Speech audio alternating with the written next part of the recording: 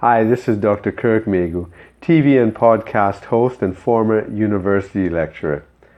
You know, as university lecturers, as academics, as intellectuals, I know that, a vast number of such people, my former colleagues, my colleagues, are introverts really, like studying in a library, like thinking, reading, contemplating alone, meditating on one's material, philosophizing, that sort of stuff, and are maybe sort of kind of, I suppose, look down on the frivolities of the distractions of inconsequential mass culture, this sort of stuff.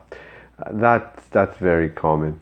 It's in many ways that's what makes for a great academic and philosopher and thinker. This ability to go within, and so in a lot of ways, being in the media goes against the grain. It goes against your very nature, and I totally understand that. Even today, and in the social media world, it's worse. Because today, for example, I was dealing with one of these issues. It was a kind of a fan who I had before that suddenly turned against me and became vile because of he misunderstood some dialogue we were having back and forth. I was trying to explain something, and then it sort of went off in this rant, and so you have you expose yourself so much in social media, and you expose yourself to people who might be unstable, to people who will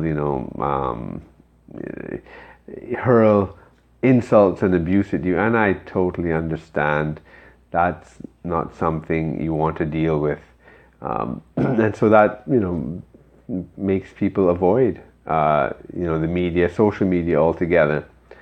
I think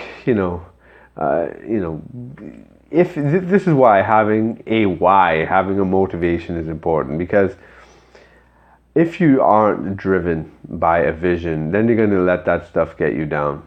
But if you do have a vision, a motivation, something pushing you forward, then it's going to be easier for you to brush that aside, because you have to brush all that aside. You really, and and when you put yourself out on social media, just be yourself. Don't worry about trying to attract people, by being something you're not. You will find your audience. They will find you. That's all it is. And actually with social media, it's amazing because you get to go out there very regularly without having to depend on a media appearance to do so.